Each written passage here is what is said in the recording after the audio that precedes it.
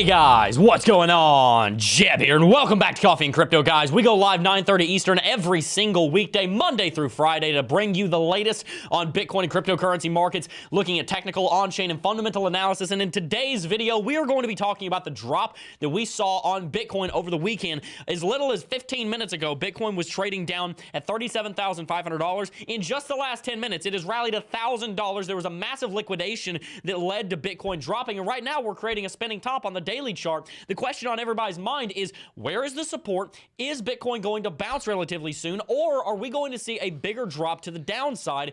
Have we just ended this rally that we've been in over the last month, or is Bitcoin just taking some healthy consolidation? We're going to be talking a lot about price action today. There's a lot more that we need to cover also, because for anybody who watches XRP and the Ripple case at the SEC, the two memos we reported on last week have been opened. They are extremely favorable for XRP and its case against being a security. We're going to talk about that a little bit later. We're going to talk about how Cardano is outpacing Ethereum and Litecoin on on-chain activity, how Uber is working towards accepting cryptocurrency. You heard that right. That's a big story. California is looking to accept cryptocurrency on the government level, and Canada is trying to shut down crypto wallets. We have so many on-chain, fundamental, and technical news stories and updates to bring you today, and I can't wait to dive on into it. If you enjoyed today's video, smash that like button. Let's see if we can't get to 1,000 likes before we even get started. We already got 800 people watching. Thank you so very much for tuning in.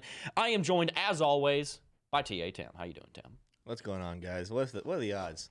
Like, literally, like, I think the minute we hit send it on this video, the price rallies like $1,000. Yeah, that's pretty that's interesting. about right. We should just post super bearish thumbnails all the time. Yeah, because then it'll flop. It's part of what it. we should do. That's part of it. Speaking of Smay, because Kelly comes in before he was introduced. Yeah, like Kelly. Smay. Yeah, Kelly.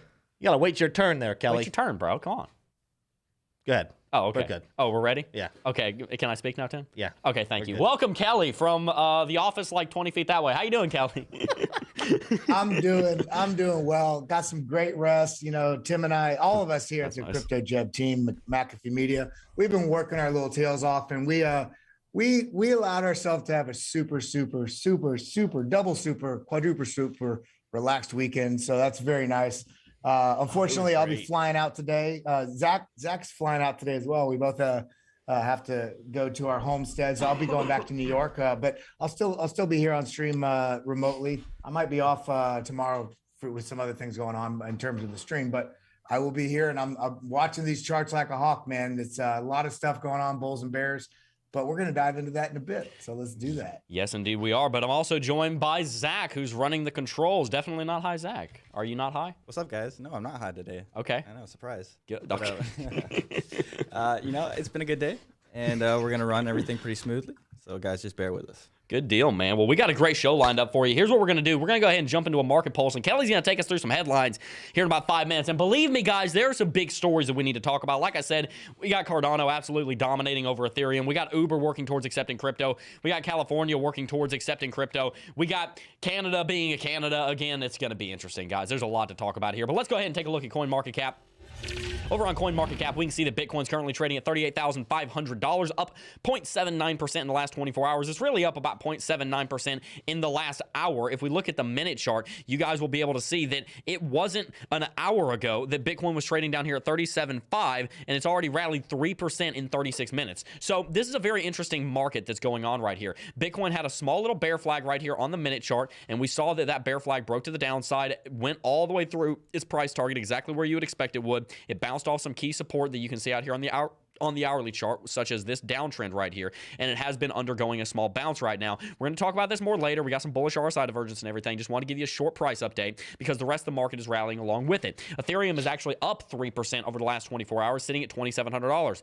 Don't let that fool you, though, because over the weekend, over the last couple of days combined, Bitcoin and Ethereum both are still down despite being up over the last 24 hours. So we're down about 8% over the last 3 days on Ethereum, and on Bitcoin we're down over the last 3 days about 6%. So we are seeing a pretty big drop, but that doesn't mean that the market doesn't have some bullishness, because it absolutely does. Binance Coin trading sideways, XRP trading sideways. This is an interesting one because we had quite a lot of very bullish news come out about XRP. We're going to talk about this a little bit later, but if you want, you can go ahead and pause the video and read James K. Fillin's analysis of the memos that were open for XRP. Surprising that we haven't seen XRP bounce with that news, to be honest with you. I think the total market being down is causing that. Solana's down 2%, up 2%, Cardano up 1%, Luna up 7%. That is fantastic. We're actually seeing a somewhat green day here in the cryptocurrency markets. And believe me, guys, I love Green Day. Great band. And I also love whenever Bitcoin is green. There are some coins that are down, though. We got Convex Finance, Neo, Maker, IOTA.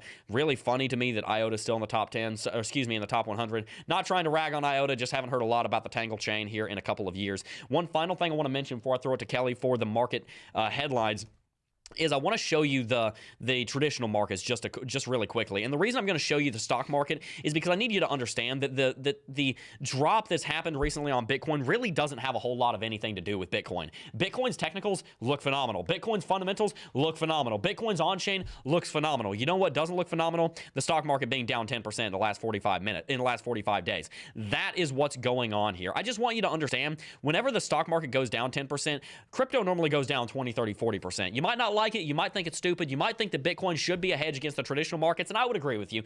The simple fact remains that whenever the traditional markets are down, whenever equities are down, whenever, commodities, all of these other markets are down, when oil is down, that translates into Bitcoin because it means that the institution in the retail, in the traditional sector, get too scared to invest in crypto, so they back off and they sell their crypto because they perceive it as risky, and they hold it in the stock market because they think the stock market drops less than crypto, and technically they're right.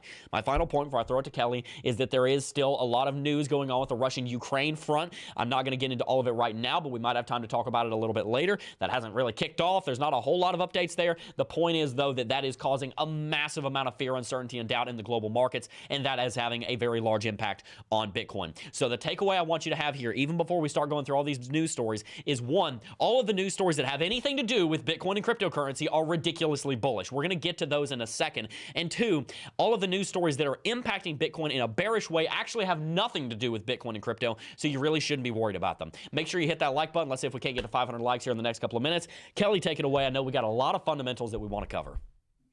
Absolutely. I said it. Absolutely. So we got, just as you said, we got all kind of great bullish stories. And this is a crazy thing about this market right now. It's basically just been chopping back and forth, and the bears and the bulls are just ultimate competition right now. And the bullish news, if we didn't have all this geopolitical stuff just weighing down on us right now, and this uncertainty with the Fed, all this stuff, we would be flying right now. So that's good news just to know.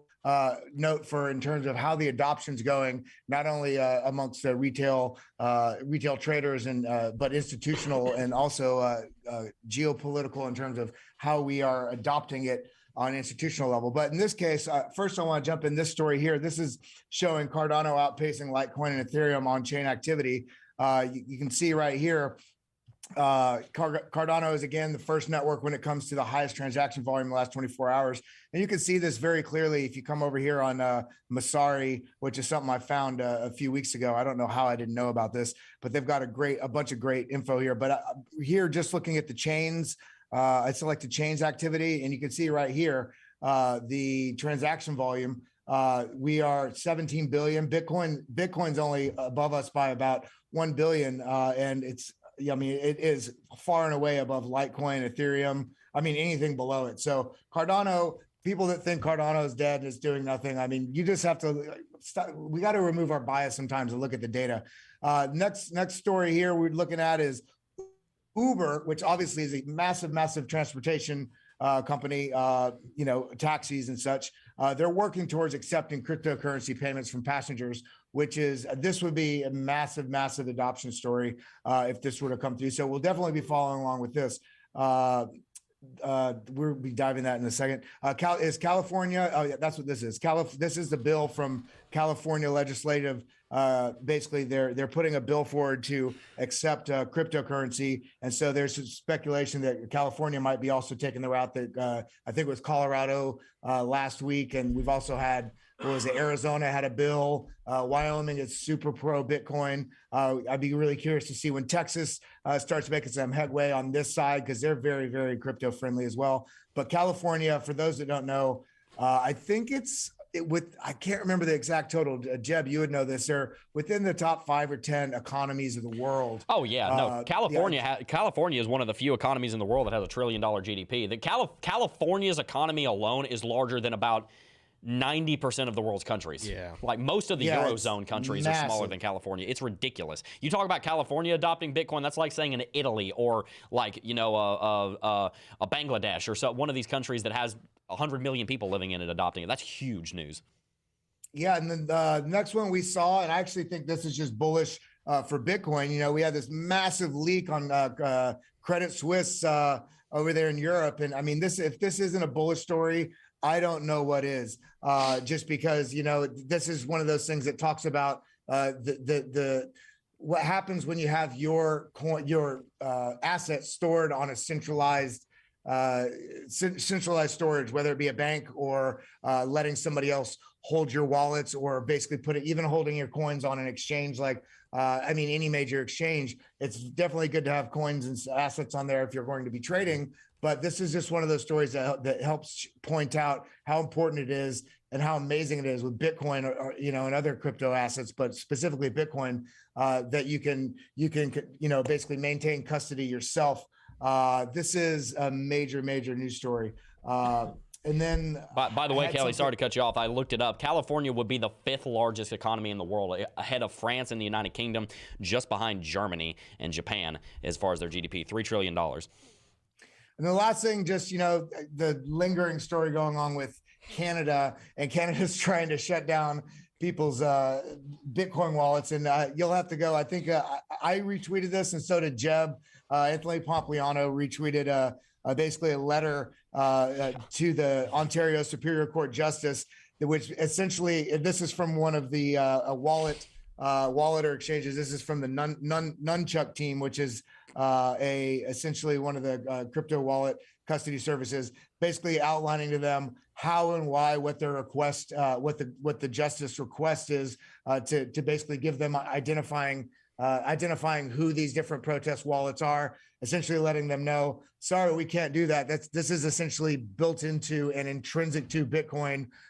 This is why it's so important. So I just thought that this is quite a funny letter. It's very direct, but there's just so much bullishness with all this. I just love the final part there. Please look up how self-custody and private keys work. When the Canadian dollar becomes worthless, we will be here to serve you too. Said that straight to the Ontario Superior Court of Justice. That is so funny. That is so hilarious. Good. That's boom. There you go. Back to you, Kelly. Sorry, I just thought the Karen of governments. The Karen of governments.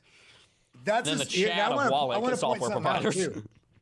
These are just the stories that we selected. Sometimes people ask why we haven't covered X or Y, whatever story, doesn't matter. There's so many news stories every day. We have to figure out what is basically helping drive not only the narrative of what's happening with price action, but also we need to look forward in Bitcoin or any asset you're looking at, and try to figure out what sort of news is shifting the fundamental landscape. So these are the stories we picked today. There's so much. This is why it's so crazy. There's so much bullish news. It's crazy that the price is doing what it's doing. But at the end of the day, it's a part of all market cycles to shake everybody out that it can. So we do have the fear and greed index, I think, is at 25 today. But we're having all these bullish news stories. So I'm curious, Jebb and Tim, what your thoughts are with all this bullish narrative, underlying narrative that's basically in a way being silenced in price action right now. How are you feeling like this is interacting with what's going on, in contention with some of the geopolitical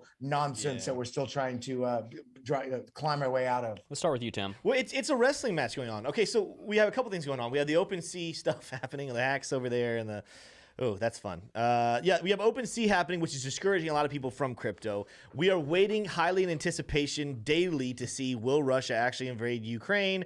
Of course, the U.S. would love for you to believe that that's going to happen. We have to wait to see if it actually happens. But every single day, a new article comes out saying that it's getting closer and closer and closer and closer and closer and closer and closer. yet it hasn't happened yet. So you have people waiting on the sidelines saying, is that actually going to come into fruition? You also have, with the Olympics coming to an end, that's also what people are kind of looking at. What is today's the 21st? Today's the 21st, yeah. So does the Olympics end today or yesterday? Or I'm not sure. I haven't even been watching the them, to be honest 21st with was a key day. So, maybe we'll know a little bit more about that tomorrow. Hey, if snowboarding were in the Olympics, I'd watch it. Then, even though they literally told us what's going to happen in the press conference, people are waiting in anticipation for the press conference where Biden comes and makes his executive order where he's going to go up on stage and say, we are going to learn more about cryptocurrency. And that's the end of speech, and he's going to walk down, and there's going to be more months before we actually see anything happen. But unfortunately, what we've seen, this happened the same thing with the Fed news, which, to be fair, the Fed news was a little more weighty, but the price actually dropped in anticipation or a fear of the unknown of what was happening with that Fed news. In the same way, I think the price is being suppressed right now. Even this little pump we've had recently over the last 30 minutes, as great as it is, I don't think it's very consequential. We'll talk about that a little bit more in technical analysis. But I watch the price just bounce, but keep going lower because of the fear, uncertainty, and doubt of these news stories. But I do think that we will have some clarity after this week, and that clarity isn't going to be actual clarity. It's just going to be a confirmation to everyone who's worried, oh, these stories are nothing burgers. But for right now, people think they're really significant, and so therefore it's suppressing the price. Who remembers? Hey, Jebb. Yes, what's Jebb, up? can I ask you and Tim? I'm throwing this up on screen real quick. Okay.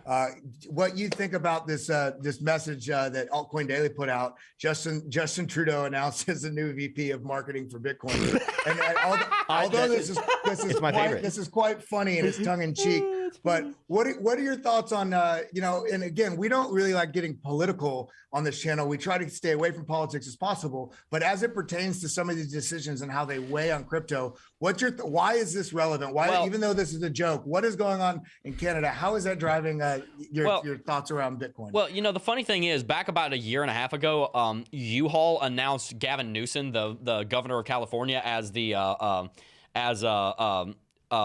lead salesperson for the year because he was driving because the idea goes, okay, California's driving so many people out, everybody's renting U-Hauls and moving to Nevada and Texas and Florida. So it's pretty funny, but the thing you got to keep in mind is Justin Trudeau does not have as much power over the market as he thinks he does. All governments of the world think that they have control over cryptocurrency, and they just don't. They think that they have the ability to control this, but the thing I want you guys to take away from this, and this is one of the most important things that you'll hear on this stream, so please listen to this.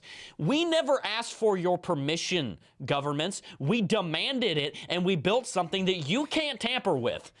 You see how that works? Bitcoin and cryptocurrency was built in such a way that, yes, it's transparent because it is important that money laundering and criminal activity isn't going on, which we talked about with the Swiss bank earlier, how there was criminal activity allegedly, I can't say that, but allegedly going back to the 1940s, where you had no idea that anything was going on. Bitcoin was built in an open source way so you can see the transactions, but it was also built in a way that it's immutable and that you can't control it and that you can't stop it. Justin Trudeau, just like any other government official, wants to control Bitcoin, wants to control cryptocurrency whenever it doesn't suit his agenda. Now, I'm not going to weigh in too much on everything that's going on with the Canadian truckers and all this stuff going on in Canada. Kelly, if you'd like to talk about that, you go right ahead. You have more information than I do on that. The point I want to make, though, is that Trudeau thinks that he has a lot more power than he does. The Supreme Court, the court in Ontario, what was it? The court of, I forget the name of the court, but the court, Ontario Superior Court of Justice thinks that they have a lot more control than they think they do, and they just don't. Bitcoin is permissionless. So, Kelly, I'd love to hear your thoughts on what's going on in Canada as well. I mean, I couldn't agree more with you.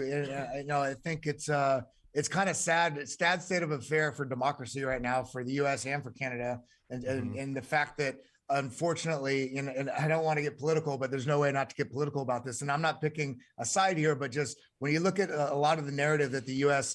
media puts out, and I mean all Western media puts out about oppressive sort of news stories, or like some of the stuff right now we're regulating how El Salvador can what it means that they've adopted Bitcoin as their legal tender, and how we think that they could or should or shouldn't spend that, or separate from that, how protests happen, how they should be managed, all these different sorts of narratives.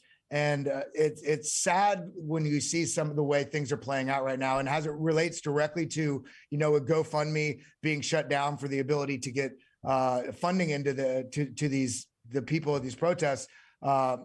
and then, Bitcoin being started to tick on it. I don't want to say a narrative, but the option became clear that, that was an option as well. And so now, Canadian government trying to shut down wallets, which is, you can't do that. They're completely immutable. You can't go and shut somebody down. You can't, it's censorship resistant, right? So at the end of the day, I think the reason that Altcoin Daily post about Trudeau being the VP of marketing is exactly pointing that sort of thing out. And that's one of the reasons why Bitcoin is such a powerful asset, and because not only because of the store value, but because of its immutability, its censorship resistance, it's your ability to hold custody. Is there more responsibility on that because you have to manage all your keys, and if you lose something, you send someone to the wrong address? Yeah, you can't call up a customer service representative, but they also can't have somebody call into a bank and shut your bank account down because they don't like how you're using it or what you're using. And is it bad? Well, the Credit Suisse, all this stuff ties together. The Credit Suisse leak. The reason why that leak was so profound is because they've identified now that they've been basically holding the funds and running banking services for a wide number of criminal organizations.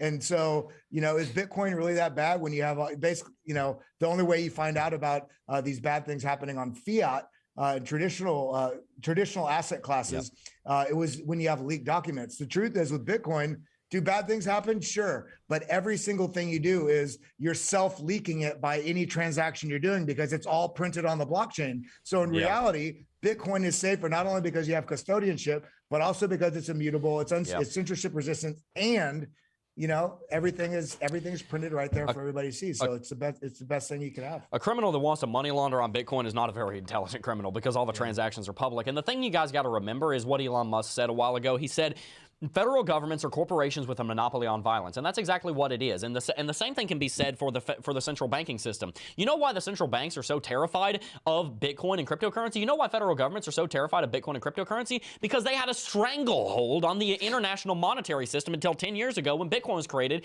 January 3rd, 2009, about 12 years ago now. When Bitcoin was created, their dominance on power ended in a millisecond. As soon as Bitcoin launched, they had a competitor that they could not stop. You get one case, and then it goes global. That's what we saw happen with what happened 2 years ago, and that's what we're seeing happen with Bitcoin. You get it started, and it cannot be stopped. You cannot contain it, and that's what Bitcoin and cryptocurrency is. It is finally, an option. That's at its core. What Bitcoin and cryptocurrency provides is an option against tyrannical governments. Now, I'm not making an allegation against any single government when I say that, but I am saying that every single government is overreaching. I'm not making a specific allegation, but I am making a broad and general allegation because every single government of the entire world has overreached, and Bitcoin and cryptocurrency provide a solution for we the people to take back that power. Tim, I'd love to hear your thoughts, and we're going to go into TA. Yeah, we have so many stories that we could not cover. One of them coming out this weekend was the news about Wyoming looking into their CBDCs. How long before Canada looks into CBDCs? And the reason why is because guess what they just found out? That they didn't know this. Again, so maybe the mandate that Biden's doing this week will extend into Canada as well as they learn about cryptocurrencies. But how long before they create a CBDC for the sole purpose of the future? Hey, we understand crypto is the future, and we need to somehow be able to control people. Because CBDCs, they absolutely could shut down accounts. So in case you had any doubt, I think most people watching are already on the side of, hey, I'm not touching a CBDC with a 10-foot pole. But in case there was a part of you who was like, well, maybe that could be interesting, guess what would happen if we actually operated with CBDCs? The government would absolutely be able to shut down accounts and shut down things. So stay in Bitcoin. Don't go to CBDCs. CBDCs are the polar opposite of cryptocurrency, and it's right there in the name. What does CBDC stand for? Central. The first word in the initialism of CBDC is central, centralized. What are cryptocurrency? They're decentralized digital assets. CBDCs are central bank digital currencies. It's a digital currency that's got a central and a bank in it. The whole point of cryptocurrency is for it to be decentralized and for you to be your own bank. So yeah, CBDCs would absolutely be the wrong direction. Guys, hit that like button if you haven't already. Let's get to 1,000 likes here in the next couple of minutes.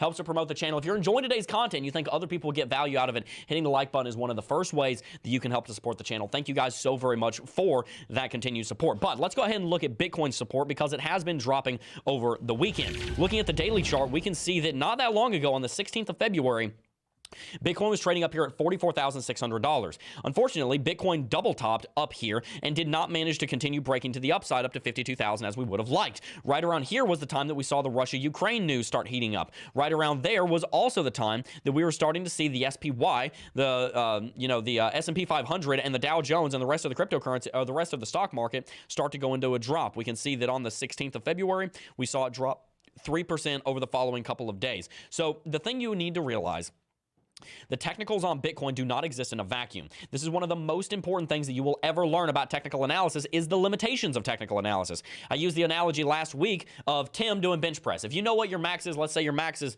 225 or 385 or 145, whatever your max is. If you are trying to do 180 and your max is 160 and you don't understand what your limitations are, then you're going to fail. And not only are you going to fail and not succeed, you're also going to hurt yourself. So one of the most important things in technical analysis, just like in weightlifting, is that you have to understand your limitations. What are the limitations of technical analysis? Well, one of them is that if some massive geopolitical firestorm of news story comes in and manipulates the price, then that is going to override some of the technicals, and that's what we saw happen. The technicals were saying, yeah, Bitcoin should be breaking to the upside because all of those technical confirmations came in. If you'll remember, though, I said I had 4 things that I wanted to see Bitcoin do, but I wanted to see it do them confidently. I never felt like Bitcoin had confidently started breaking to the upside, didn't even get above $45,000 for more than a couple of hours. It's now gone into a correction. Now, looking over the last hour, Bitcoin actually has had a little bit of a bounce. This is 1 hourly candlestick, guys. This right here, this $1,000, $1,200 bounce over the last hour should not really be considered much of anything at all.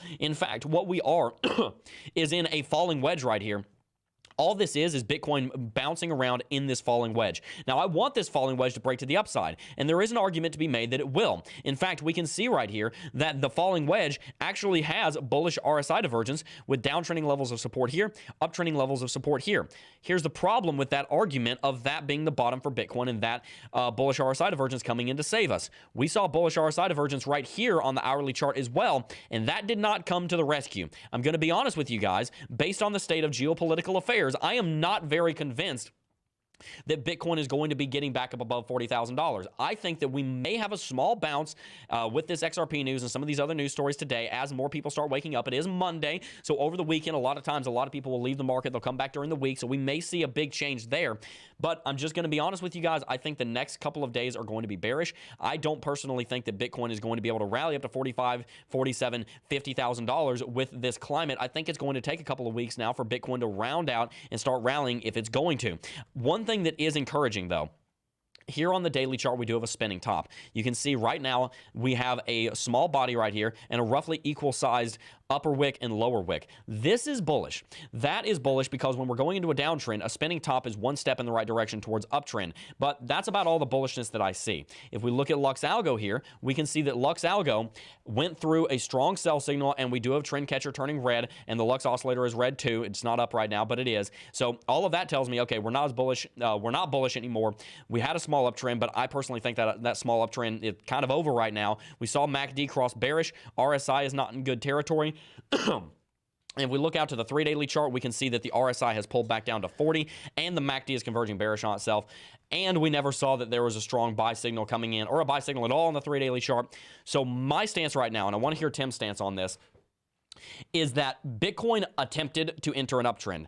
At the moment, though, I believe that that attempt has failed. I do think that it has the opportunity to bounce back. I do think that it has the opportunity to restart that uptrend, but at the moment, I have reset all of my confirmations, and I'm saying right now that for Bitcoin to prove me bullish, I want to see it get above $45,000 because I want to see it break this double top that we set here about a week and a half ago, and until we do that, I'm just not convinced of the bullishness of Bitcoin right now. Tim, what are your thoughts on all of that? Yeah, I mean, so going off of everything you said, the one thing I will say is people aren't going to like this. And the reason people aren't going to like this is because it's a technicality. Technically speaking, inverse head and shoulders is not out. Is it the prettiest inverse head and shoulders you've ever seen if it continues to form this way? No, this is not a textbook or pretty inverse head and shoulders pattern. But Zach, you're on my chart, right? Theoretically speaking, oh, look, I have my green ones on. Well, guess what? You're going to deal with that for right now. I didn't realize I had my arrows and my green ones, but that's what we're working with. This hasn't changed. When the price comes down here and hits, if the price comes down and hits around 34, 33, that's when I will say inverse head and shoulders pattern officially, that one did not play out. There's a good chance that happens. I actually see a lot of things happening. This is one of those, I think I talked about this a couple weeks ago. Sometimes you make a prediction, then things change and things that you didn't think were going to happen. And you're like, all right, I was wrong. It's not going to happen. What I'm seeing form on the charts is a potential going back to a prediction that I made a little bit ago, and that is that we did not have daily RSI divergence. And what I mean by that, I'll go to my daily chart and show you guys bullish RSI divergence. Let me delete everything so you guys can see it more clearly. No, come on now. This old ways, Tim. All right, here we go.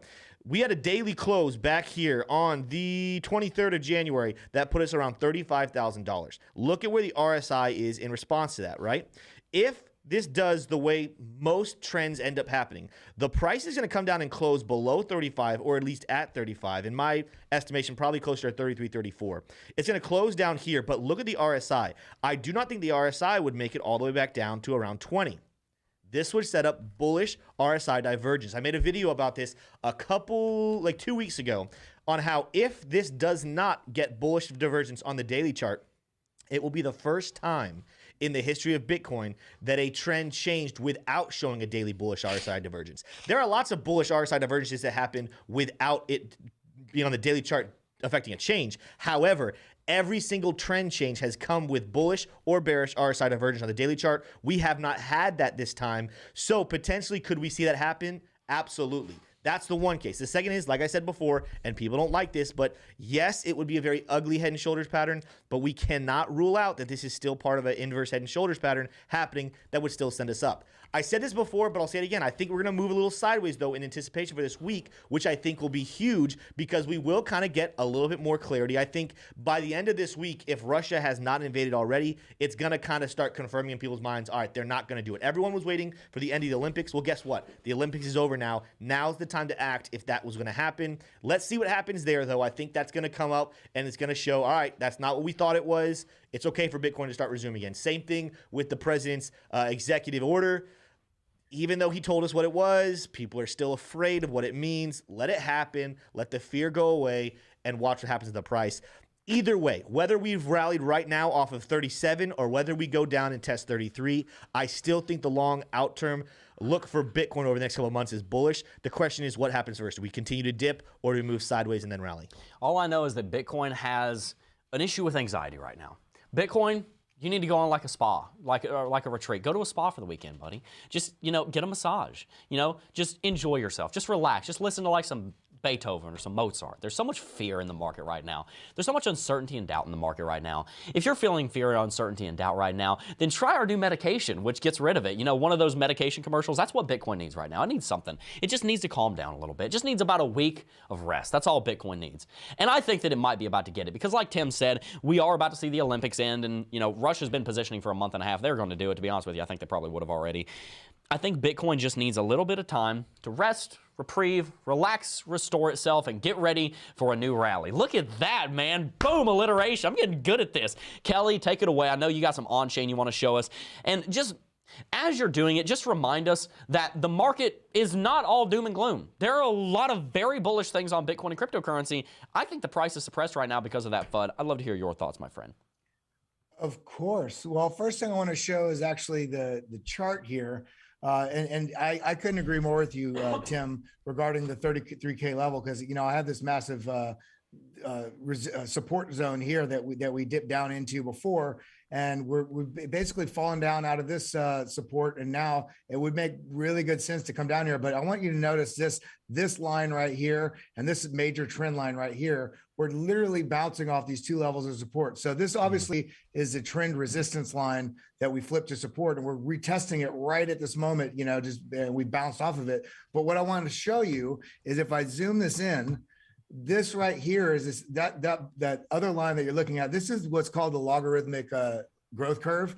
And if I zoom this out like this, you can see how much the Bitcoin price has respected this. And we literally at this current moment have found support right on that exact spot. So we're still, everything is still within the cards. Everybody's so scared because we're not going up and away, but it takes a lot of especially with how high the market will go eventually. It's going to take a lot of overwhelming bullish metrics to get us, back up in this region here, and then testing up to whatever this logarithmic growth high would be. But what are those bullish metrics? Well, one of the things that we've seen is in this article here, coins days destroyed. This is essentially how long a coin is held once whether somebody buys it off exchange or if you transact it to somebody else.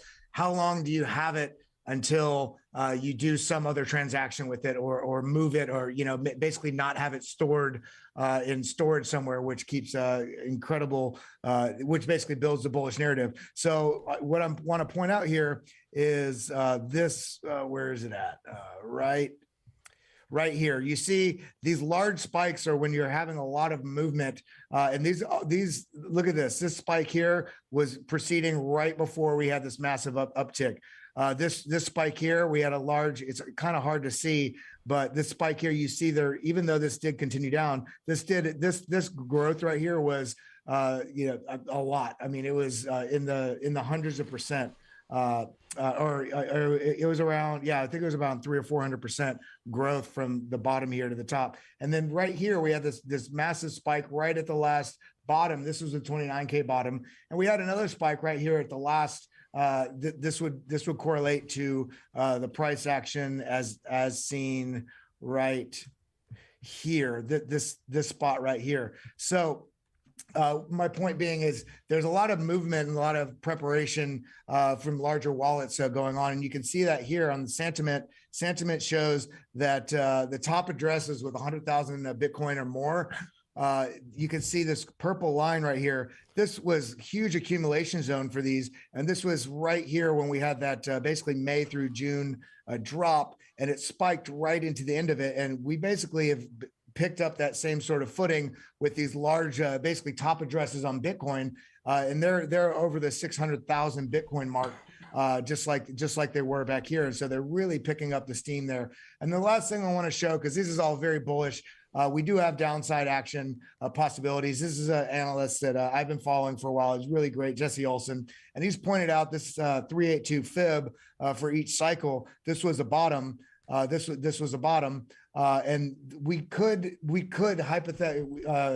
theoretically see price action come down here to this 382 level, and this would be in the 21, 22K level. I don't personally think we're going to go that low. I think if we do go down into the 20s, the low would be 29, and at max maybe 24,000. But it is always good to see. I'm always showing you these bullish metrics that are coming in and fueling what will be a long-term sort of outlook on things. But we do have downside actions, so definitely place your stop losses, because we're still in quite a bit of chop until we reclaim that 40K, and then the 44K, and then 52K. So that's what I'm seeing. Back to you, Jebb. Yeah, no, absolutely. And I think the thing to remember here, guys, is that Bitcoin goes through cycles. There have been multiple times where Bitcoin has gone down for 2 years. We're not down for the last year. We're trading sideways for the last year. That's a big difference. A lot of people forget that. The last 2 bear markets, which, by the way, we're not in a bear market. The last 2 bear markets, really the only 2 bear markets in Bitcoin's history, we were trading down for 2 years. Bitcoin's been trading sideways for 2 years. I just want you to keep that in mind, because that's actually a very bullish update. Now, Tim, I want to hear your take on all of the on-chain metrics and just kind of some final thoughts on all of this, what's going on in crypto around the world, because there's a lot of FUD in crypto, and a lot of the FUD that is going on in crypto is not actually of crypto, it's of the rest of the world, and it's impacting crypto. So how do you think Bitcoin and crypto gets out of this? And really, should people care about what's going on in the rest of the markets as it relates to crypto, or should people be looking at crypto more as just kind of in its own bubble?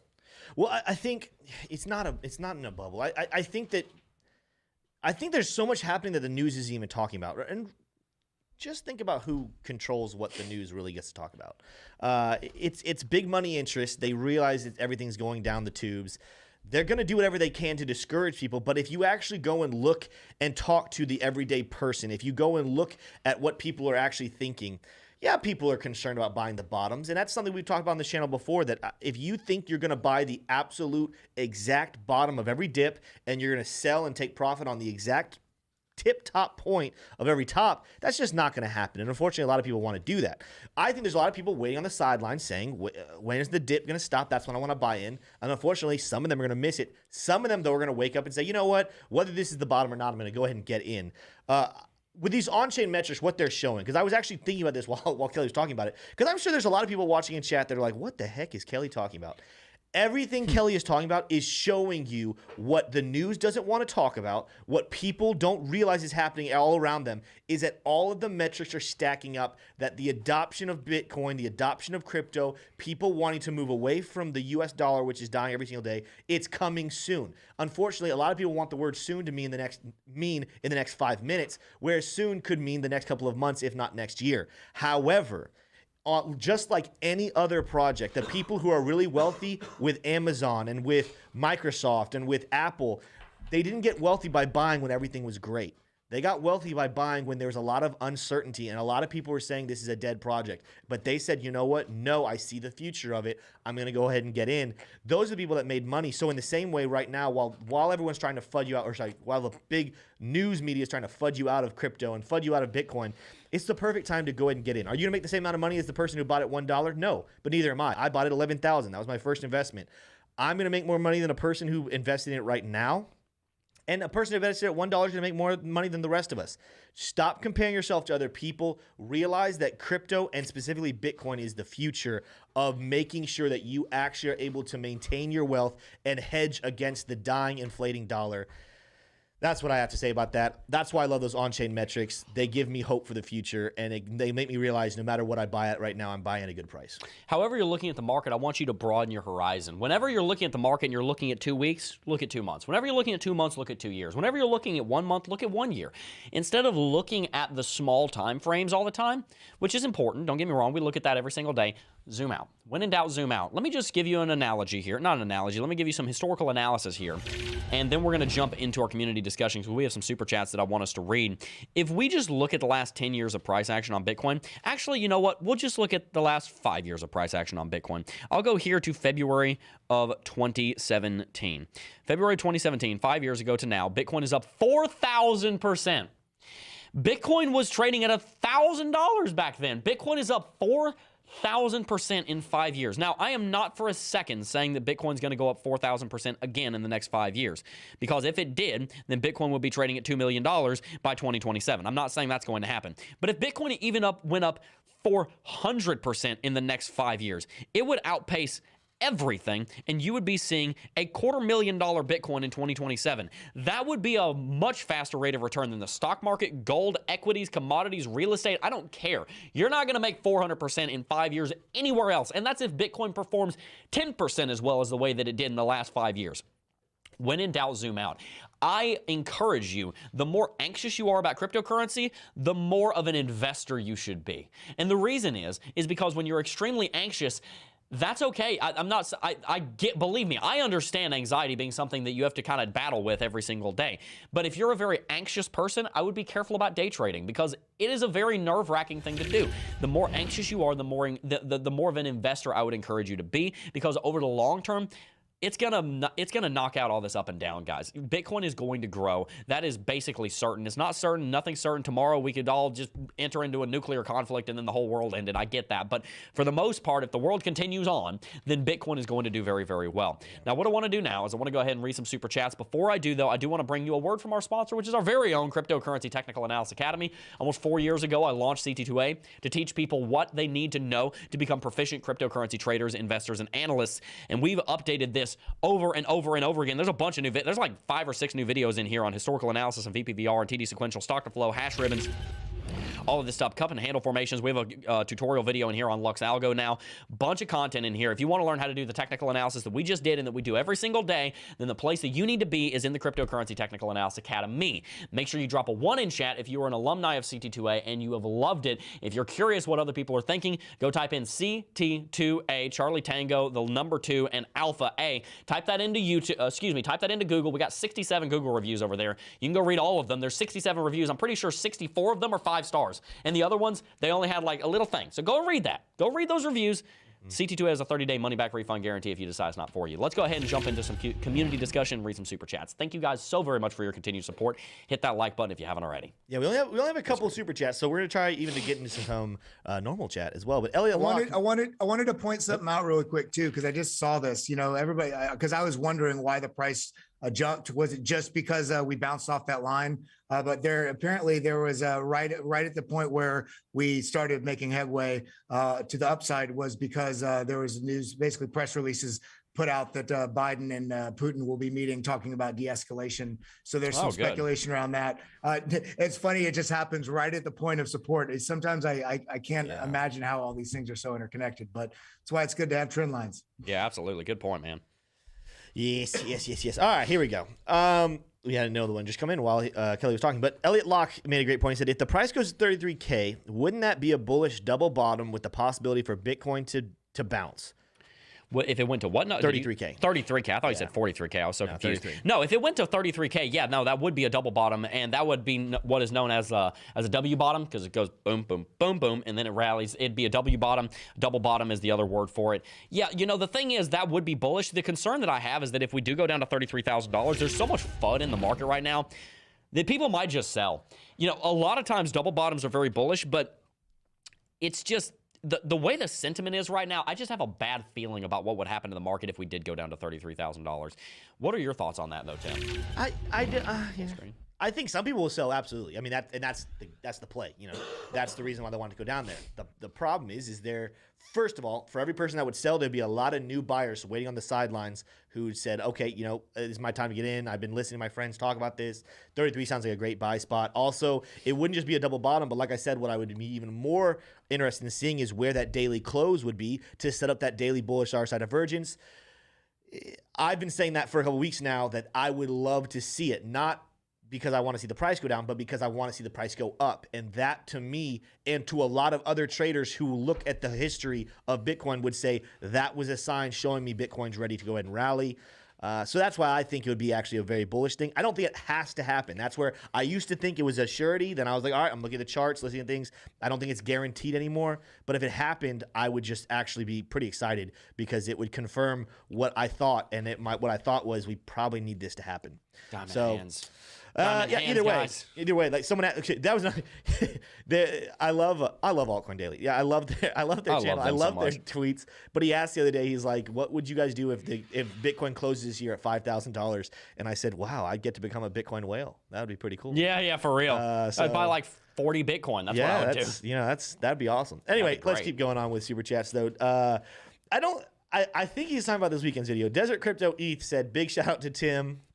I was on the fence until I seen his video. Since then, I went and bought a huge bag, and now I'm a billionaire. Great video. Let's freaking go."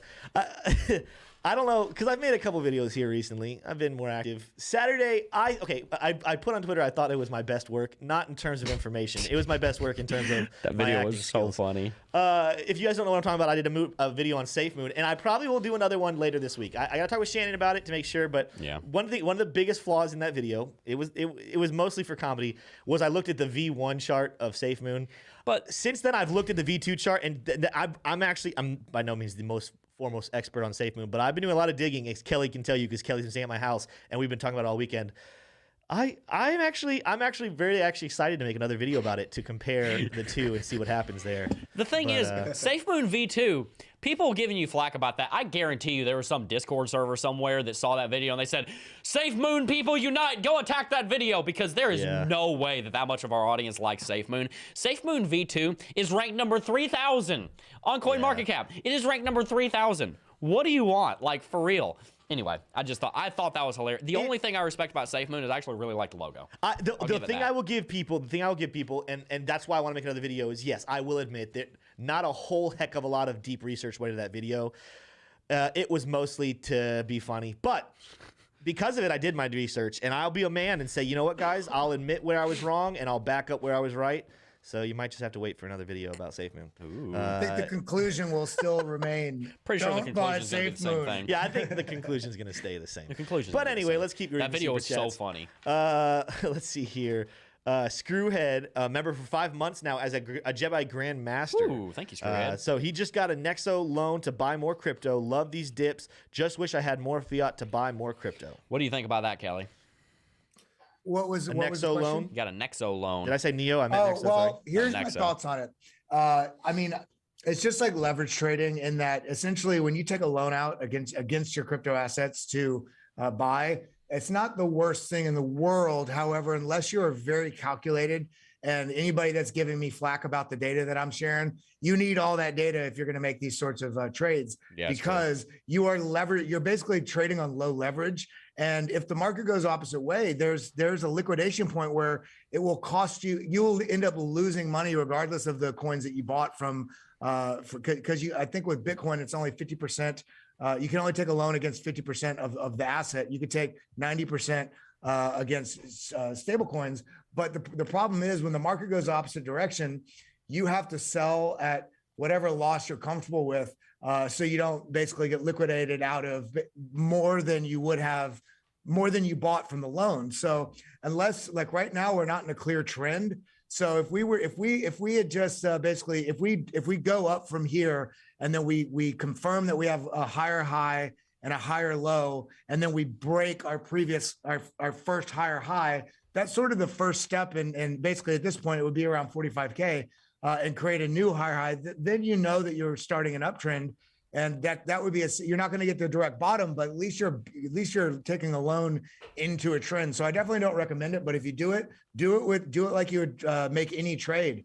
Do it when you have your confirmation of direction, not just because it's at a speculative low. And especially if you're doing it on leverage, which is exactly what you're doing when you're taking a loan to buy something, you're doing it on leverage. Have a liquidation, not a liquidation price. Never get to your liquidation price. Have a stop loss. And normally it's kind of weird to say have a stop loss on an investment, but in that case, when you're doing it on a loan, I would have some kind of stop loss where you're not going to lose that much, because there's nothing wrong with leverage. I'm not somebody who is all against debt. You know, some people have compared me to Dave Ramsey. I take that as a compliment. I like the guy. He doesn't like crypto. I don't agree with him on the debt thing. I think that debt is a perfectly fine thing so long as it's used wisely. And I don't think that's unbiblical. I think that debt is okay so long as you use it wisely. If you use it unwisely, it can be a very bad thing. There's nothing wrong with using debt, and there's nothing wrong with using leverage. If you buy a home and you put down 20%, what you just did is you just bought that home on 5x leverage. It is essentially what you did. I don't have a problem with buying something on leverage or buying something with somebody else's money on a loan. I have a car loan, for example. You do have to be careful because you are indebted. Literally, that's what that means. You are indebted to whoever has that money. So be very careful about that, and always remember, you don't invest more than you're willing to lose. And if you're taking out a loan to take on investment, you're probably investing with more than you're willing to lose. So I just be careful about that, Screwhead. And the last thing to be said about that, if you are going to do it, just like with leverage trading, you don't take a leverage position on because I did this years ago and I've talked about it on the stream and it was embarrassing, but it was a great lesson. You don't take a leverage position using your entire trading portfolio. No, if you're going to if you're going to take a loan on Nexo, do it against pick a conservative sort of amount that you're going to take a loan against. Don't take a loan against your entire Bitcoin position. Take like a loan against 15% of it or 10% of it or something small, but then also know what level you're going to sell whatever you took the loan against. You're gonna have a stop loss to where you sell to where you can close that loan if you need to, so you don't get liquidated. Yeah, we want to go to the moon safely, but we don't want to do it with SafeMoon. There you go. That's the moral of the story, right let's there. Let's go ahead and move on to Ethereum because I want to save the rest of the super chats for this next intermission. So. Good deal. Well, we're gonna go ahead and move on to Ethereum here, guys. Bitcoin's trading at $3,900, and Ethereum's now trading at $37.38. So $27.40, $27.38, and now $27.40. Bitcoin and Ethereum have been undergoing a lot of volatility in the last couple of hours, really in the last day or two. We've seen Bitcoin and Ethereum both printing pretty large bear flags right here. I need you to understand, guys, that yes, Ethereum is setting, it is setting a double bottom, a triple bottom right here, which seems bullish, but it is also at the same time setting a bear flag, which would push it all the way down to $2,200, which would be its local low. And if you look out to the daily chart, there's other reason to believe that might happen, because if you use the Fibonacci, then the Fibonacci gives us a level down there. It's called 2388 at the 78.6% region. There's a lot of reasons to be a little bit worried about the Ethereum and Bitcoin markets right now, as far as not worried, but of the opinion that they may undergo another 5, 10, 20% drop. Now, if we look at VPVR, there's also another reason to look for that support.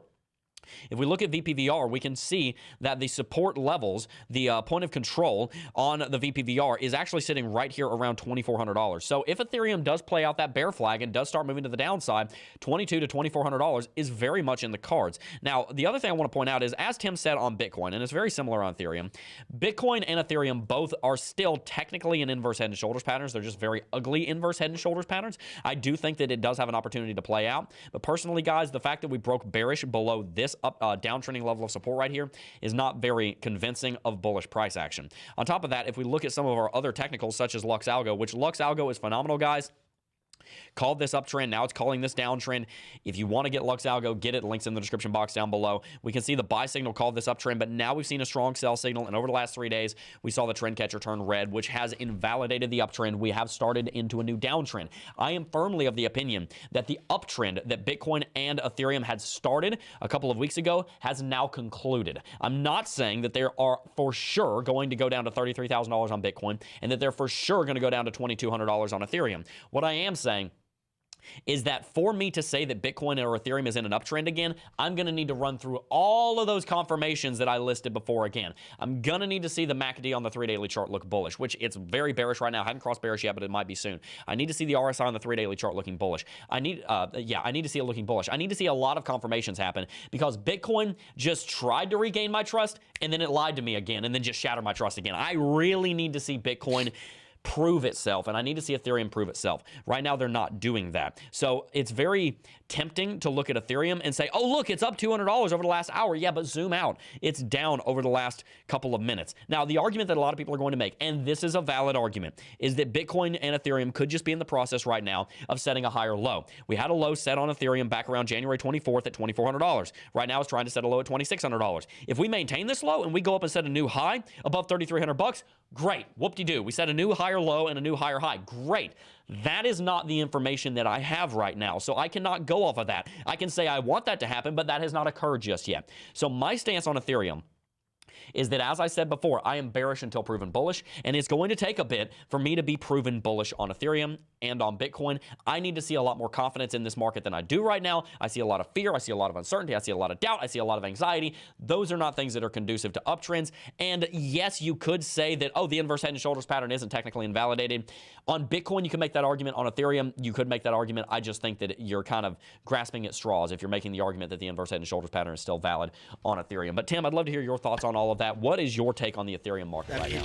It's the same. It's the same. I mean, you can just copy and paste your Bitcoin technical analysis almost onto Ethereum. And I hear you, Jebb. But the truth is, it gets even uglier on Ethereum. If the inverse head and shoulders pattern was ugly on Bitcoin, if it ends up happening, again, it's not been confirmed. That's a big thing. Just because we talk about it doesn't mean it's actually in existence. If it does end up happening, it would be a very ugly inverse head and shoulders pattern. But let's really be honest. When was the last time we had a really pretty head and shoulders pattern or inverse head and shoulders pattern? It doesn't happen very often. In fact, the ugly ones are the ones that are more likely. So that's that. It's in the same falling wedge on the 4-hourly chart. Are you on my chart at the moment, Zach? Okay, sweet. So I'm looking at the daily chart, but Smay reminded me the other day, supposedly sometimes he goes to my chart, and I'm talking about it by looking at it, but I'm not really doing anything. So here on the 4-hourly chart, we're still in that falling wedge.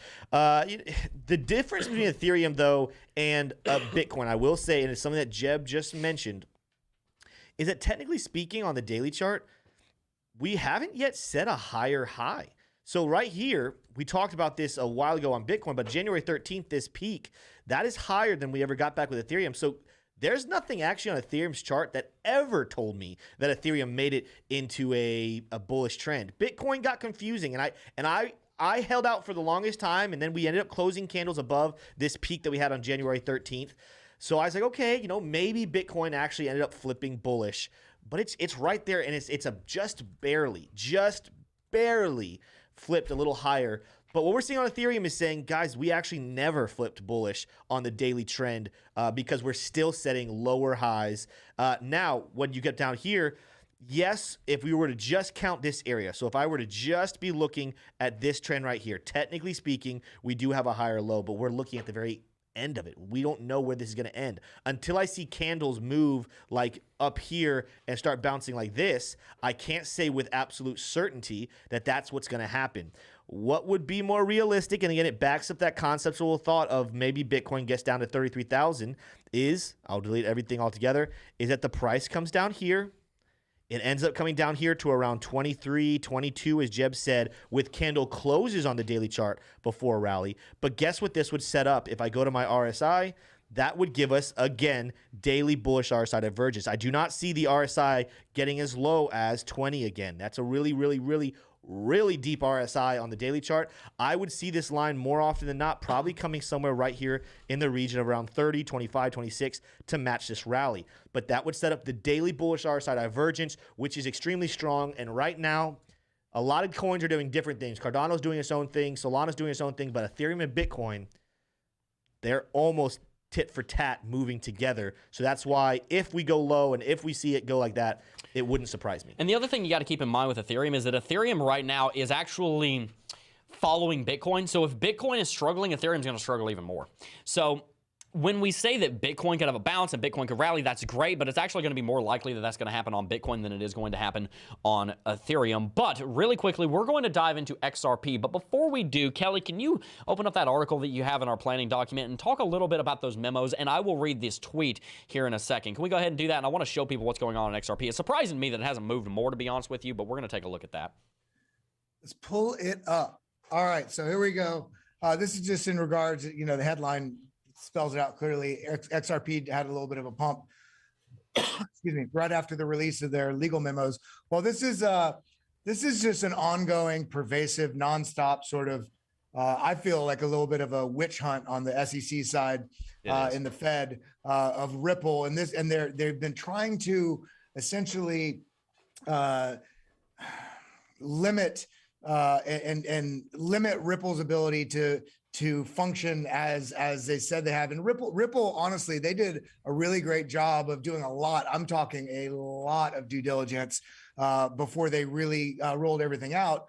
And so these memos are in regards to wherever Gary Gensler and not Jerome Powell, the SEC essentially, when they're trying to identify whether or not XRP is a security, and there's memos that go all the way back to 2012, which for whatever reason they wanted sealed. Of course, they wanted them sealed because there's a lot of talk that's within these memos that is starting to be, come to light now that they've been ordered to be unsealed, and they've been posted now, and people are able to see that a lot of the discussions that have happened within the SEC have identified in some kind that their thought pattern around how that they were determining whether or not XRP or Ripple was a security or not actually leaned on the side that it wasn't. So it's going to be really clear. It's going to be really interesting to see how this plays out in the next couple months. At some point, I do think that XRP bulls will be let loose. There's, I think Richard Hart made a comment on Around the Blockchain about a week ago about how nobody's really using XRP. Banks aren't using it like XRP claimed. But if you look at a lot of what they've done and a lot of their partnerships, there's a lot of stuff that's being built out behind the scenes. Fundamentally and technically within the entire bank, a lot of major players in the banking industry. So as soon as this regulatory clarity gets shaped up, I do think that XRP probably will be something that will be somewhat unstoppable for the years to follow. It's just been so squashed with all this speculation on what the SEC's determination is going to be. But with these memos coming clear, I don't know. Well, all we can do is see. What do you think about this? Yeah, no, I think you're absolutely right. I think XRP, the thing you have to realize is that Bitcoin is up. It's down 40% from all-time high, but it's still up 100% from its previous all-time high that was set in 2017.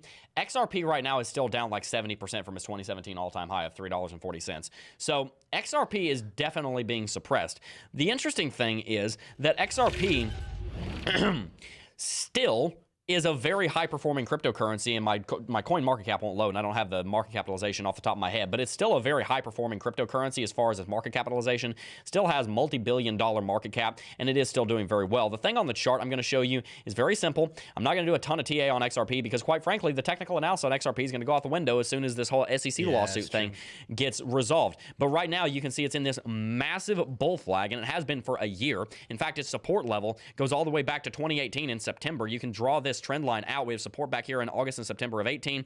Over here in Q1 of 2019, support, resistance here, resistance, support, and then more recently what you're seeing on XRP is that it's bounced pretty strongly, and it actually has not undergone a correction recently like Bitcoin. One of the things I like about the XRP chart right now, guys, is that it's actually a little bit more decoupled from Bitcoin and the rest of the crypto markets than something like Ethereum. Ethereum and Bitcoin are moving in lockstep right now, but XRP is actually moving a little bit independently. Right now, it does have a bull flag that is printed. This bull flag would actually extrapolate it, push it all the way up to about $1, which would be very bullish for it. And it is also in an inverse head and shoulders pattern, as you can see right here. We have a shoulder, head, shoulder. That would push us up above $1. So yeah, the technicals are pretty great. We have a bullish, we have a buy signal confirmed on daily chart for XRP.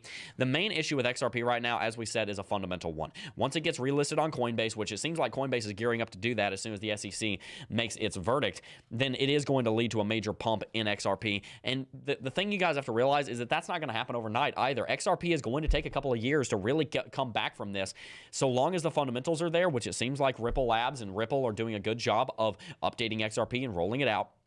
So long as the fundamentals are there, the price is going to follow. Remember, guys, even in XRP's case, price is downstream from fundamentals. It just takes time. If you were to, let's just say you were to, spawn 100,000 gallons of water at the top of a stream, it might take it a couple of days for that to get down. Here's a better analogy. Break a dam. Have a dam just get smashed. It might take a couple of days for that water to get all the way downstream. That is not something that happens instantly. After that dam breaks, it takes time for that water to get down there, and the same thing happens on fundamentals. After fundamentals transpire, on a cryptocurrency, it might take days, weeks, or months, maybe even years for those fundamentals to have an impact on the price, but it will happen. That's what we're seeing happen on the US dollar. The dam broke and we doubled the supply of the US dollar. It's taking a while for that water to run downstream. We're still seeing inflation happen today from the printing that we saw happen 2 years ago. The printing that happened 2 years ago is still going to be having an effect on the price of the dollar, on the value of the dollar, I should say, 10 years from now, because these things take time. So my point is, after the XRP SEC lawsuit is lifted, and XRP is deemed not a security, and the witch hunt, as Kelly called it, which he's right, is over. It's going to take time for XRP to recover, but I do think it will recover, and I think it is going to end up going back to its all-time high and beyond. It might take a couple of years, though. With that said, Tim, if you have any final thoughts, let me know on that, but we can also go ahead and read the rest of our super chats also. I think it's really important to see full screen. I think that it's almost been decided. I think the SEC is trying to just drag this out, whether it's save face or whether it's make an example or whether it's, the SEC is trying to make the case that some cryptocurrencies are securities so that they can make the argument that they have jurisdiction over crypto. That's what the SEC is doing. Make no mistake, the SEC wants to flex its muscles because they realize that there's a new digital asset class that they could have control over. The thing you have to realize about governments, guys, is that when you give them control, it doesn't go away. You know the income tax, the one that you have to pay 40% for if you're making over $400,000 a year in the United States? You know what? That tax was implemented as like a 3% tax as a temporary measure to fund the Civil War in the United States. And it was supposed to go away after the war was over and Reconstruction was done. It has only gotten bigger. When you give the government control, it doesn't give it back. Give me one example in human history where you have given a government control and has voluntarily given it back. Yeah. Very rarely happens. You can probably think of some, but you're not going to think of many. That's what the SEC is trying to do. They're trying to flex their muscles and show, no, actually, we have dominance over this market, and it's just not going to happen because I'll remind you again, we never asked permission. We demanded a financial future and financial sovereignty for ourselves when we went around and started promoting crypto. Hey, let's Tim, jump. So I'm curious. You guys showed me a video on this weekend. And I think it was so great because it really exemplifies how far you've come. But it was a video you did on XRP on Instagram years ago. And this is the first time I think you ever did anything on camera regarding TA.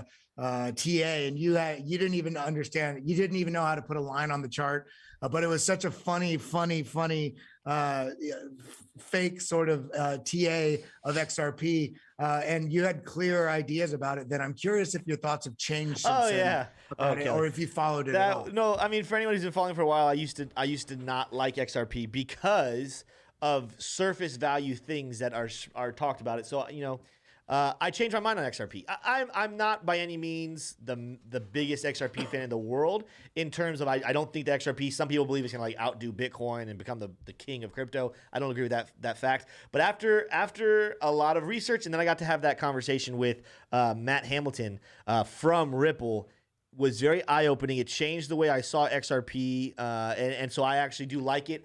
I don't think it's going to explode. Some people think that as soon as this SEC case is over, XRP is going to explode like tenfold. No, it's going to take time. No, that's just unfortunately not how it's going to go. There was so much FUD planted there. It's going to take time for that FUD to be uprooted, just like mine. Like, you know, I had been FUDded out of it. I had believed things that weren't necessarily 100% true. One of the things I found out about XRP was that people actually were being paid to talk horrible about XRP and to create FUD, which is pretty crazy.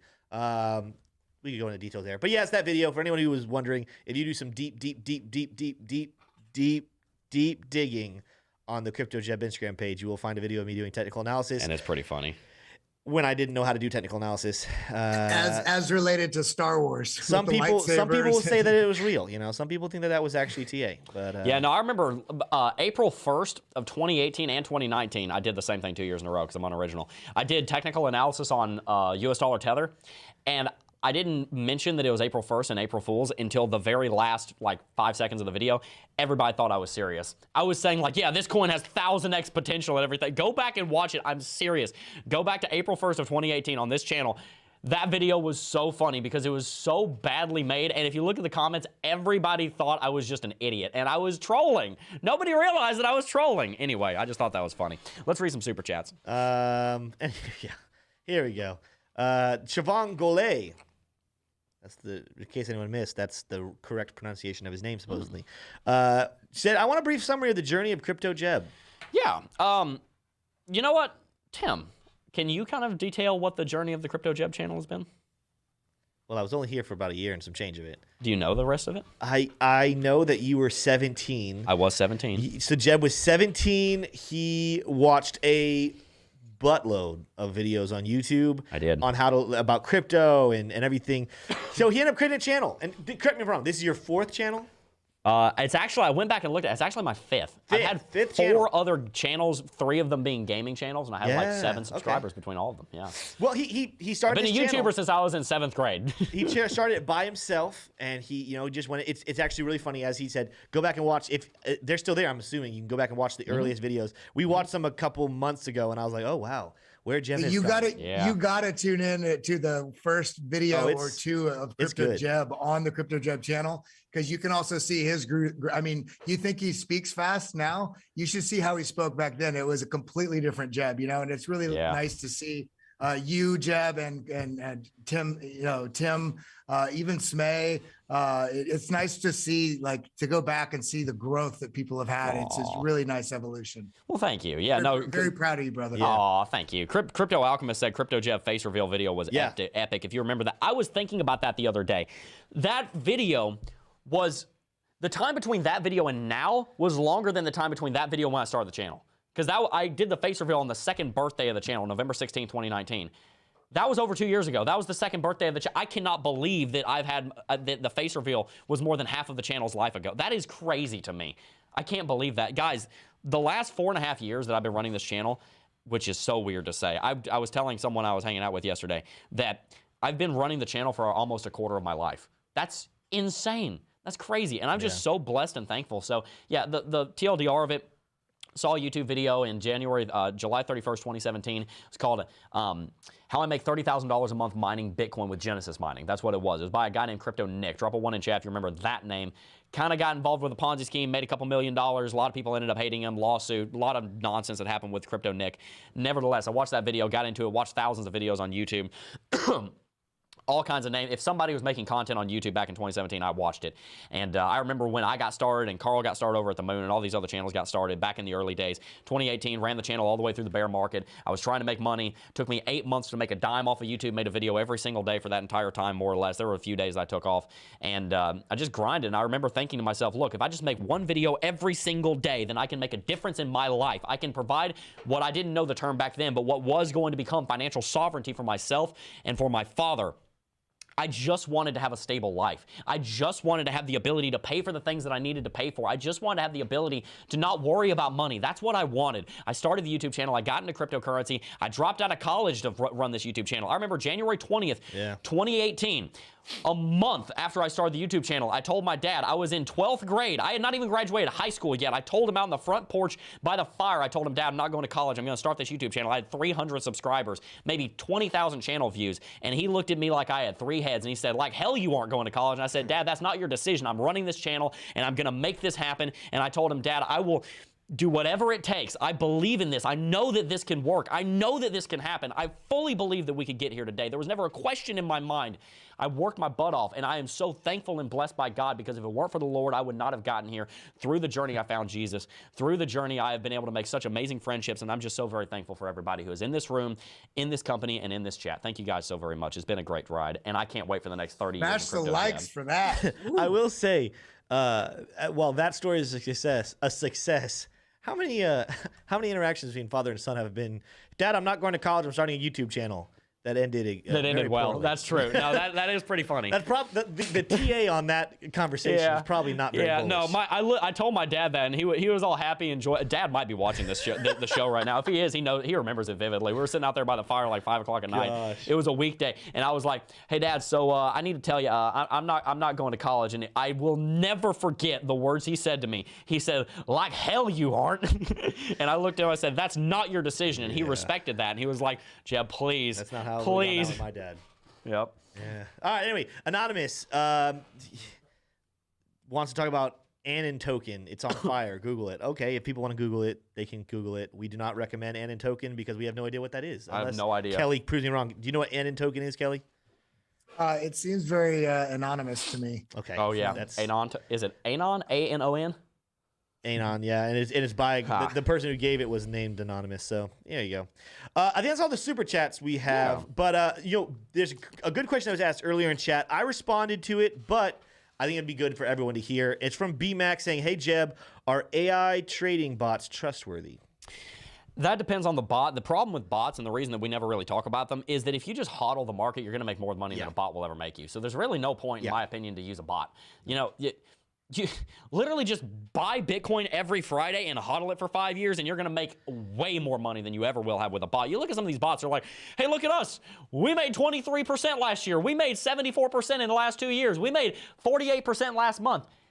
Hodl Bitcoin, guys. If you had to hodl it for the last 5 years, you're up 4,000%. You'd be a lot better off just hodling, in my opinion. So that's my take. Yeah, no, we did research on that. We actually, just so you guys know, a bot reached out to us. And I'm not going to say the name of the company, but they reached out to us. They wanted to pay us to shill their thing. So I did my research on it. I was like, all right, is this good? And they did this thing. It's like, if you had invested a year ago today, you would have been up 125%. So I was like, oh, that's pretty cool. So I went and did the math. If I just bought Bitcoin and let it sit there, I would have been up like 200 and something %. I was like, okay, that's just not a good product. Can I share something on my screen real quick? Just to prove the point here. This is DCA BTC.com. And if I put in here, let's say $10, you put $10 a week, you would have invested, this is for 3 years, you would have invested $1,570 and you'd have $7,559. Let's do $100 a week. Okay. You'd have $15,000 invested, you'd have $75,000. So DCAing is no joke. You don't, trading is, if you want to be very aggressive. I mean, I make a living trading but I spent so many hours learning and losing and learning and losing. And I mean, but DCAing is far more than anything what I recommend for anybody, especially early on, because you don't understand like how much this will serve your future and remove so much of the frustration and the time that you have, so much time that you need to dedicate. If you trade, you have to be on it all the time. And it's great. And we want to help you do that. And we're going to help you do that. We have a lot of stuff we're working on that we'll be sharing here soon, but DCAing, you can see here, and you can go here and calculate just whatever amount that you're comfortable with. I mean, Jebb, you started with $10. I literally bought, my first purchase of cryptocurrency was Litecoin in early August of 2017. I bought a quarter of a Litecoin at $41.02. I spent $10 on my first purchase of crypto. Yes. And for the first year and change of crypto, my portfolio was less than $5,000. Actually, no, it was even less than that because I didn't have an income. The thing you guys got to realize, on the reason that it was so important that I needed that the channel would help me out is because the first like year of me running the channel, I didn't have an income. I had a job lined up and I turned it down so I could focus on the channel. My dad was like, Jebb, what are you doing? You're the best employee there. I had a temporary position and they wanted to hire me as like an assistant manager. I turned it down and I told my dad, nope, I'm not taking that. I'm going to run this YouTube channel. I didn't have a penny for like a year. I was running the channel off of nothing. I had gotten $100 for Christmas in 2017. I used it to buy my first microphone. And so, yeah, it's just a really interesting story. I should probably make a long video explaining it all sometime. It's a pretty cool story. Yeah. Anywho, any other super chats? No super chats, but I was looking at chat and see if there's anything good in chat. Someone said that they sent their kid to Clemson and he came back a Marxist with a master's. So yeah, that's about any college in the United States nowadays, guys. Sorry about that. Colleges kind of suck. I don't really like the education system. That's why we try and help educate you guys here on cryptocurrency. So guys, look, I've really enjoyed today's show. I love coming here and talking to you guys. Smash that like button if you haven't already, and consider dollar cost averaging. That's one of the best pieces of non-financial advice that I can give you is set aside some money every single week and just say, boom, I'm just going to buy Bitcoin. I'm just going to buy Ethereum. I'm just going to buy Cardano. I got my brother set up recently. He's putting $50. One of my brothers, I have multiple brothers. He's putting $50 into crypto every single Friday on a 50-30-20 split. 50% of it goes to Bitcoin, 30% of it goes to Ethereum, 20% of it goes to Cardano. That's what he's doing. I told him the exact same thing Kelly just told you. You do that for 3 years and you watch. You'll have a multi five-figure portfolio, and he's 18. You'll be 21 and you'll have $40,000 if you're not careful, because there's so much returns in crypto. So just cut off the Starbucks, guys. Stop eating out every single day like I do. It's a bad habit. And save that money. Watch it grow, and you're going to be very well off. So, guys, any closing thoughts before we wrap it out, or we're going to go? No, Raziel Zero just wants me to say the composite man. So the composite man. There you go. Man. Mike Markle just donated. He said, I'm extremely proud of you, CryptoJebb. I'm also extremely grateful for your courage and dedication as you have enriched my life in so many ways. Mike, that is so special to me. Thank you so very much, man. I really appreciate that. Guys, here's what our mission and vision is. I'm going to explain this really quickly, and then we're going to go. It is our vision to see 1 billion people walking in financial sovereignty. What does that mean to us? Financial sovereignty is exactly what my journey was. I was trying to find out how to have sovereignty over my finances instead of my finances having sovereignty over me. I didn't come from much, and I didn't have much. I didn't really have the ability to pay for things when I needed them to. That's not the household I came from. It's just the way it is, and that's okay. I'm very grateful for my experiences. The point is, though, I wanted to have sovereignty over my finances. I didn't know how to articulate this even until a couple of months ago. I wanted to have financial sovereignty over my finances instead of my finances having control and sovereignty over me. I have now achieved that through the work that I've done here in cryptocurrencies and through the blessings of the Lord that has helped to grow this channel. So thank you very much to that. What I will say is that the reason that we care about financial sovereignty is because I truly believe the gate and key to a joyful and fulfilled life is to walk in the purpose that you were called to every single day. I believe that I'm walking in my purpose right now. Being on this camera, this is what I was born to do, is to come on this camera, teach you guys cryptocurrency, help you become financially sovereign. I believe with every fiber of my being that I'm walking exactly in the purpose that I was called to before I was even born. If you can find what that purpose is, which is a very difficult road and it might take time and your purpose changes, if you can find what that is and walk in it, I believe that you're going to have fulfillment and joy, but I also know that you're going to need to have your control over your finances to be able to fund that purpose. I have figured out how to achieve financial sovereignty, and I'm walking in my purpose, and I am on cloud 9 every single day to come on this stream and talk to you guys and do exactly what I was called to do. So thank you guys so very much for walking through that journey with me. If you want to figure out how to achieve financial sovereignty in cryptocurrency markets, this is the channel for you. If you want to hear more about how to live a purpose-driven life, this also is the channel for you. Before we go, though, guys, make sure you subscribe to the channel. Make sure to follow us on our social media at CryptoJebb over on Instagram and Twitter, and you can also find us on TikTok at CryptoJebb Official. Make sure to sign up for CT2A if you haven't already. Thank you guys so very much for watching. Before I go, though, I do just first want to thank each and every single last one of you for watching again, as always, and I will see you guys in the next video. Peace. Oh, I got a real good